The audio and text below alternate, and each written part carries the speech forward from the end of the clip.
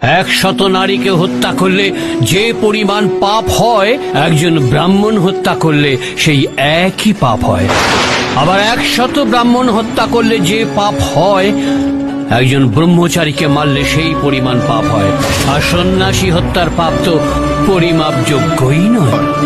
একজন সন্ন্যাসী যে পথ দিয়ে যায় তার চারিদিকে দৈর্ঘ্যে প্রস্থে প্রায় 4 ক্রোশ তীর্থক্ষেত্রে পরিণত হয়।